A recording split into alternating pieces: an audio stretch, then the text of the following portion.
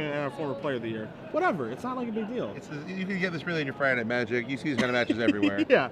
Nothing to see here, boys and girls. We got Brad Nelson on the left. I'm sure everyone is intimately familiar with him. And Charles Gindy on the right. Charles, a sales lead, of course. You know, he's a sales lead for Star City Games right now, and he got to get out of the box and into the battles. And I mean, how do you manage that? I pull some strings, talk to a couple people. Same guys you talk to, right? Probably true. And these guys are both playing, as I said, a 75-card mirror. The Aristocrats Act 2. Brad Nelson had a deck tech with this as well that we'll probably be able to preview maybe some point later today. It's also up on the website right now, and you see both players are underway here. This is going to be fun to watch because, I mean, it's two very, very good players, and they're playing the exact same deck, so they have to play around all of the exact same tricks. And one thing they probably didn't test very much, Tom, and I can't imagine you tested this a lot for the Pro Tour, is the Aristocrats mirror. We never played the mirror in testing. We all actually ended up having slightly different cards. We didn't actually even have, I think, a true 75 between us. Yep. Maybe John and I had the same 75. I think everyone else was 1 or 2 cards off. I suspect the trump cards in this matchup are going to end up being High Priest being very important. Okay. Blood Artist being very important. Yep. It's Blood Artist being one of the ways to kind of break some of these blast attack standoffs. Sure. And then your other spot removal. So in this case, the Tragic Slips and the Dreadbore. Lingering Souls could be certainly important as well, getting that advantage. I do not believe we have a 75-card mirror. It's a little bit different? We have an extra Scourge deck High Priest where we have a Dreadbore there. So Brad Nelson has a 4th High Priest main. Charles Gindy has the Dreadbore in the main deck. Okay. We do have a difference. Okay. So there is your difference. I look at the sideboards, I see all the same 3-ofs and 1-ofs, however. I apologize for Cedric's false advertising. Yeah, Please don't hold it against me. I had nothing to do with it. I apologize. Here, though, we see Brad ready to go with this High Priest. It's going to take action as soon as possible, as soon as we have something worth killing. And now you're going to see Gindy coming in here with Cartel Aristocrat. And what's going to be interesting here is I think we're going to see both players kind of tiptoeing around a little bit as you're going to see a Falkner Aristocrat post-combat. That is not what I expected. No, not at all. So I expected actually him to just go ahead and just kill that High Priest with this Dreadbore. He must be setting up Blast with Axe. This would be all a very complex set of posturing around Blast with Axe. Who can Blast with Axe first? Both players have Blast with Axe in their hand. But Gindy has Aristocrat, which will survive through it. Sure. Brad does not. That's true. I mean, he can save either Aristocrat. So Brad's best option here really is to just get some of these Blood Artists perhaps in play and try to ding some damage, potentially. Because he has no way to really interact positively with that Aristocrat.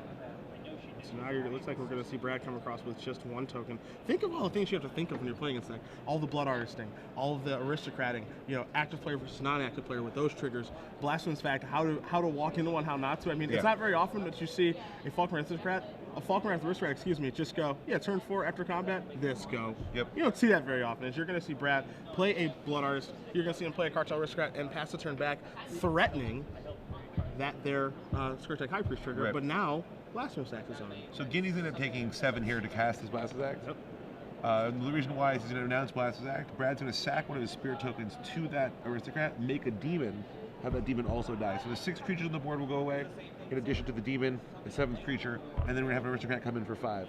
Assuming that, I think Gindy almost has to do that here. He's pretty far behind on this board. He can't just sit back and let Brad start manufacturing demons. I feel like I catch things pretty quick. I'm very glad that you're next to me right now because you know the interactions with this deck a lot better than I do. They are not intuitive. Yeah, they are not intuitive at all.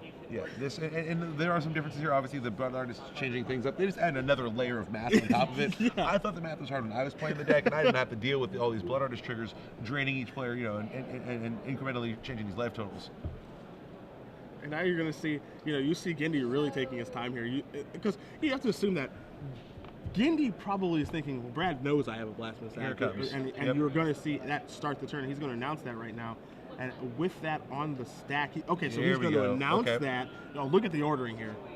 So you can go and explain all of this, what's going on. So Gindy's maintaining priority. For those of you who play Magic Online, Magic Online, he is holding down control while he's casting these spells. He's first announcing Blasphemous Act. Blasphemous Act, when you announce it, locks in its casting cost. In this case, we see there are 7 creatures on the board, so it's red and 1. He announces it. Now, still holding priority, he casts Tragic Slip on the Blood Artist. Yep. Blood Artist, in this case, is a 0/1. Yep. He's going to die before then the act will resolve.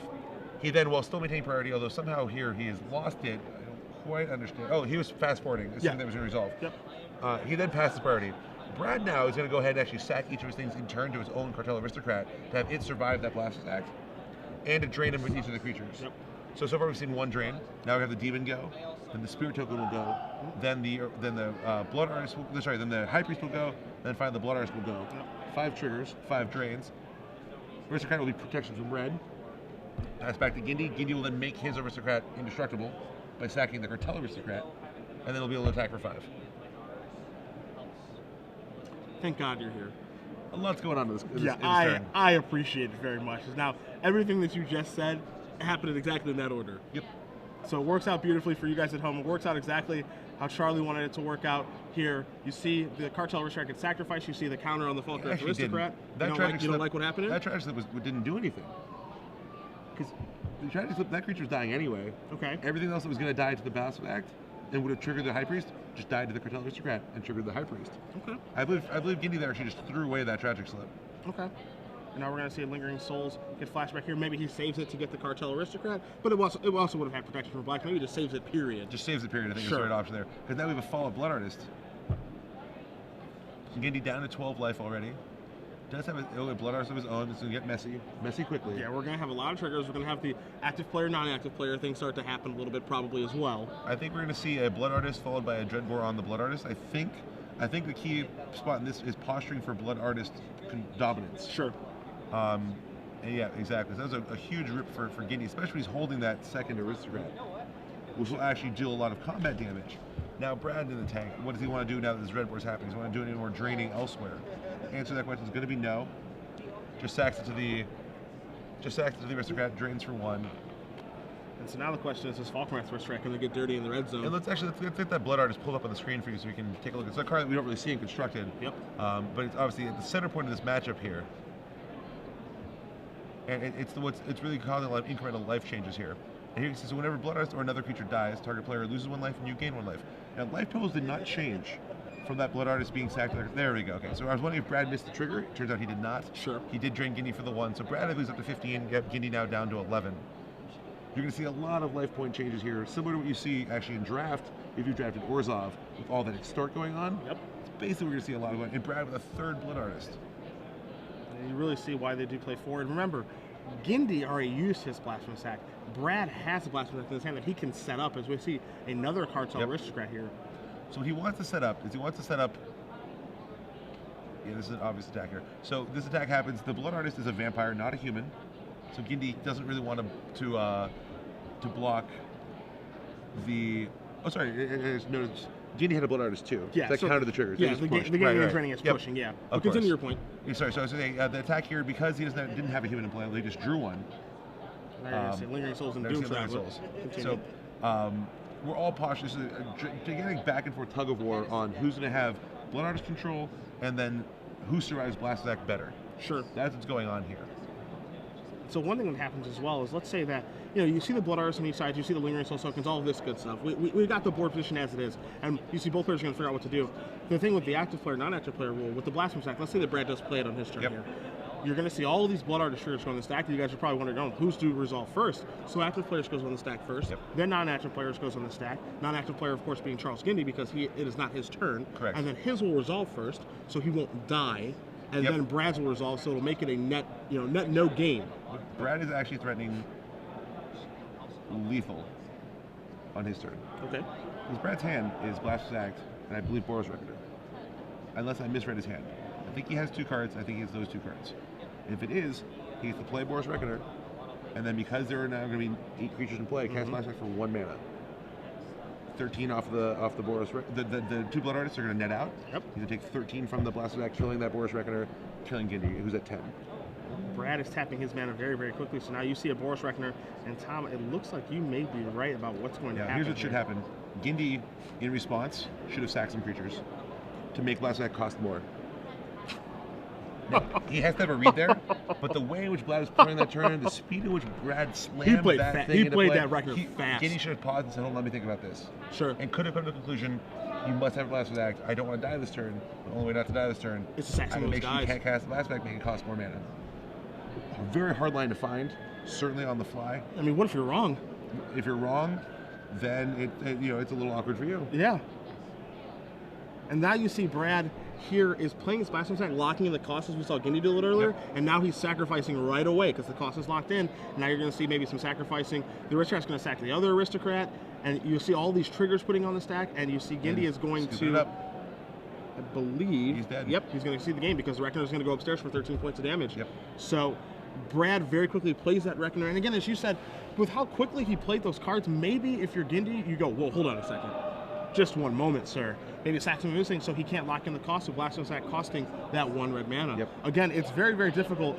You have to have a reading your opponent because being wrong about that is a disaster. Sure. But I mean, he does know they're both playing 3 Blasphemous Sacks. That's a lot of Blasphemous Sacks. The one downside there, and this is what Gindy, he didn't take much time. Maybe he'd already thought about it in advance. But I'd be thinking about with him is saying, well, can I win then? Because next turn you can always just cast it. Right. Sure. Next turn you can just say Brad just plays the thing. I sack one of my guys, or it also means that having guys he had to sack. Sure. And we need to do a count there. I think he had to sack 2. Okay. So you have to sack both the Lyric Souls tokens to make it cost 2 mana, so you would not be able to cast it. Yep. But then what happens is when Brad just says go, Yep. Gindy untaps. He's not representing lethal. Not at all. Not even close. Yep. So he then has one draw step to draw his own Boros Reckoner.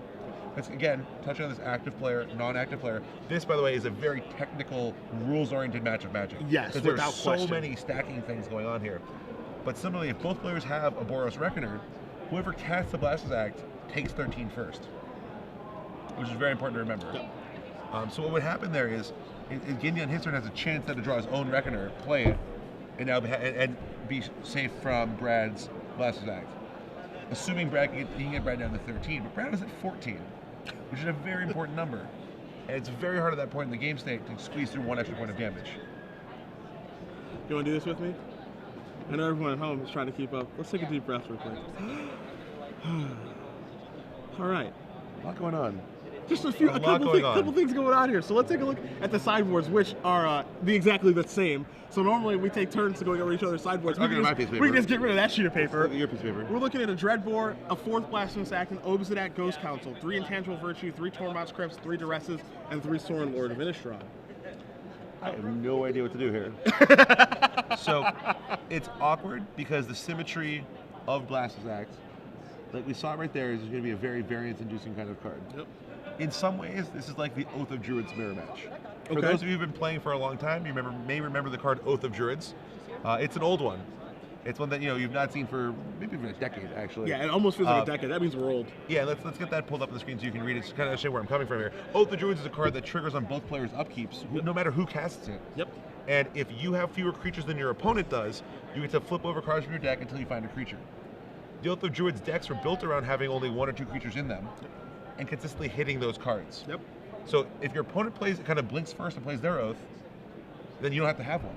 Sure. You can just play off of theirs. Yeah. Similarly here now, Blasphemous Act in both players, under both players' control. If you have your Boros Reckoner, you don't really care if they have Blasphemous Act. There's some that same kind of give and take, that same kind of tension. Mm-hmm. Harkening back to Oath of Druids. That said, it is a little different, right? It's nice being able to know when you want to pull the trigger on the Blasphemous Act. Mm-hmm. So you probably still want to leave some of those in. I don't know though. Do you want to go up to 4? Or do you want to consistently go down to 2? Right, can you consistently be a combo deck? We don't have a lot of removal spells in these lists here that are going to kill an opposing Boros Reckoner. So if you both have Reckoner in play, you don't have the Orzhov charms that we had in Montreal to kill their Reckoner and then play your Blasphemous Act. Here you have a couple Tragic Slips, you have 4, but those need to get set up properly. Absolutely. And then you're only going to have the 1, maybe 2 Dreadbores, depending on which list, to break that symmetry. So it's an interesting mirror match here in that maybe you want to go tokens, step aside from the problem, but if you go tokens and they go Blasphemous Act, you're in bad shape. Yeah, you're in horrible shape. So because of that, I think you may just have to stick Blasphemous Act, maybe bring in some Sorins to hedge or to diversify your threat base a little bit. But there's not a lot here that's bad. There's nothing you obviously want to take out. Yeah, there's no card that jumps out you just goes, oh, this is complete garbage. Every card has a use in this matchup. I mean, something as simple as Doom Traveler has a lot of use in this matchup. Sure. So are they going to go, the Sorin route? Are they going to go the Intangible Virtue route? Maybe buffer the guys a little bit and be able to win in combat, but then they're opening themselves up to Blasphemous Act, and you have to sideboard something out to fit that card in. It's possible you just board out High Priest. Activating High Priest, 1 is not a trump because they have a Blasphemous Act which sweeps away your creatures. Plenty of creatures to block with, I think. A lot of creatures to chump it. Sure. Lyric Souls all over the place. Yep. And it's not that easy to activate in this deck without giving your opponent some openings as well. Maybe a Morbid trigger. Right. Maybe you're, their High Priest of their own can get active. Yep. Stuff like that. There's a lot of give and take with High Priest. It does seem like a little bit high variance, but at the same time, we saw Gindy be pretty scared of the High Priest on Brad's side at the start of that game. I don't think he Not was te- actually not- scared. I wouldn't say terrified, but Brad something you have to distributed more respect. cards to the board. Sure. And he pulled the trigger. So I think if I was sideboarding this for myself, my instinct would be -4 High Priests, +1 Dreadbore, +1 Blaster's Act, +1 Obsidat, maybe some Duresses, or maybe some Sorens. Okay. Those are the cards that I'm looking at in these sideboards. Dress is neat because it gives you that information that you kind of want. Yep. It gives you the ability to take those Blasphemous Act out of his hand and lets you know if you can actually, you duress them, you see their hand, it lets you know, okay, I can't actually pull a trigger and put these guys on the board and hope to fade a Blasphemous Act as a draw stop. Yep.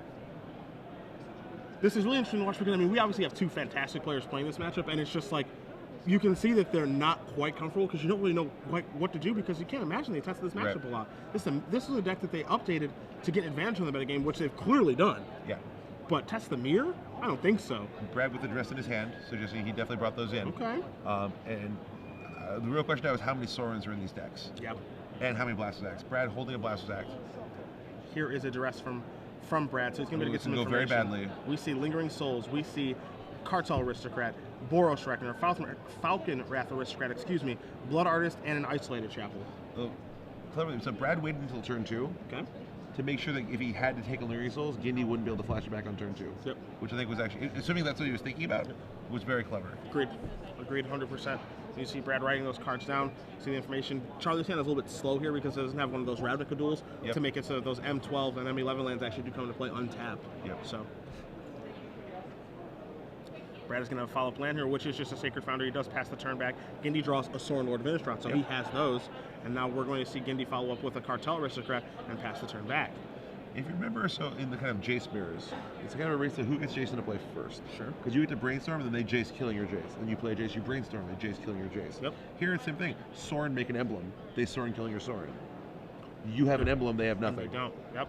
And I think the emblem could be huge in this matchup.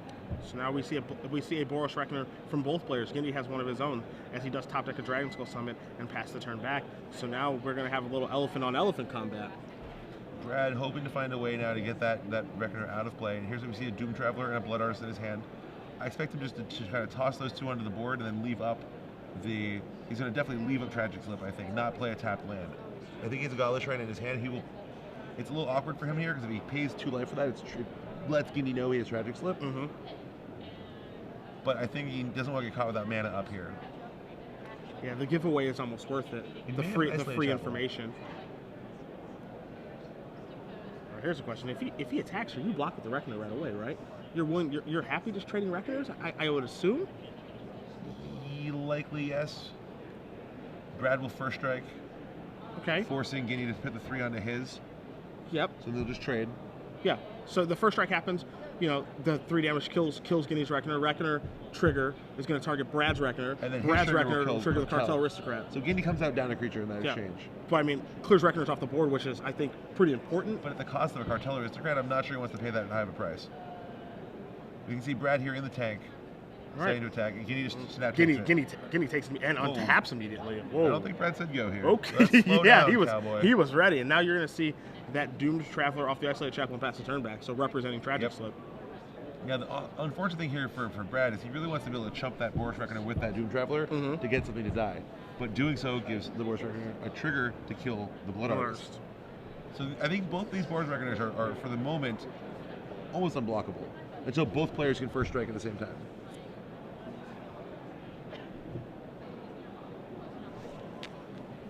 All right, so now you saw Gindy. He untapped it so quickly, and now he draws his Clifftop Retreat, and now he's slowed way down.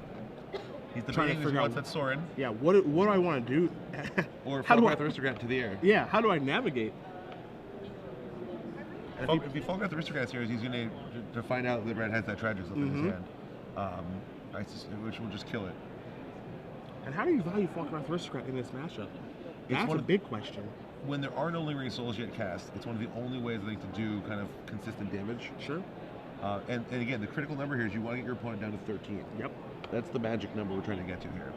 And this board state, when Brad is the only one who has a Blood Artist, he kind of has a much better control over the life totals. Gindy needs to get a little aggressive, I think. Because Gindy needs to get him to 13 to shut off Brad's Blasphemous Act, is what you're saying. Got it. So, here comes Aristocrat, here comes Boros Reckoner. Brad, is he going to block? Is there going to be any movement? Are you going to see a Tragic Slip, as Tragic Slip will take care of the Falkenrath Aristocrat? So, already we have Blasphemous Act is lethal for Brad. Say again? Blasphemous Act right now is lethal for Brad. Okay. You guys are going to get 13 from the Blasphemous Act, plus 6 triggers of Blood Artist, is 19 damage. So Brad already presenting lethal. If he just Tragic Slips the Falkenrath Aristocrat, he stays well above 13 himself, and then he just gets to kill Charles Gindy with the Blasphemous Act. This early in the game. That cannot block that one. Well, he's going to fix it, so he's going to block here. He's Tragic with his own guy. Tragic Slipping his own guy. And that's game. Wow. So Very clever play by Brad Nelson. You're going to see a Blood Artist trigger here. Now, hold on a moment. What if we see Gindy sacrifice some things? I mean, Gindy has to know what's happening. But this is a dead giveaway. Brad has 4 mana, Yeah. 5th land in his hand. Okay. He only needs to have 4 creatures in play. He controls 3 of them. Gindy has to sack his whole board. Sure. That's just, you can't do that. Sure. Brad just double checking the math, making sure it's lethal. Yep, so he's Gets gonna in for the value there. 1 point, and then we're going to see the And Blasphemous Act then in this kabooey. game.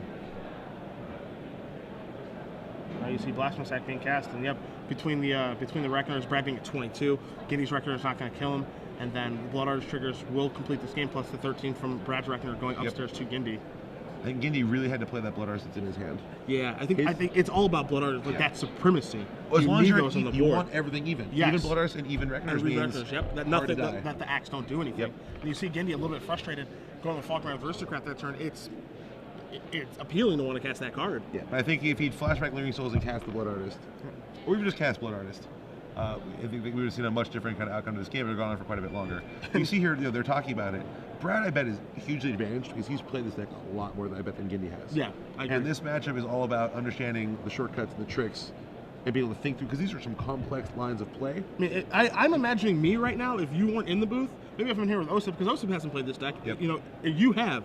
I'm trying to figure out, explaining those complex things, those triggers, all of that stuff. That would be very hard for me right now. I'm not kidding when I say I'm very glad you're here. This is very complicated stuff. And I mean, you see Gindy's a bit dejected right now, understandably so. Sure. But I mean, that's a difficult back and forth. And I agree with you that Brad, updating the deck, playing in a lot of Magic Online, getting the kinks out, built, he's one of the people that updated this deck. So as you said, he's got a lot more reps with this deck that I would assume that Gindy does. Sure. And you can kind of see how it plays there. He felt a little bit more sure of himself what he wanted to do over the course of the game and what he was looking to accomplish. Where Gindy, I don't felt as sure of himself with that turn with the Falkenrath Aristocrat, for example. He had Blood Artist, Aristocrat, Sorin, 3 very different options of cards to cast. 3 things that take the pathway of the game in 3 way different directions. Absolutely.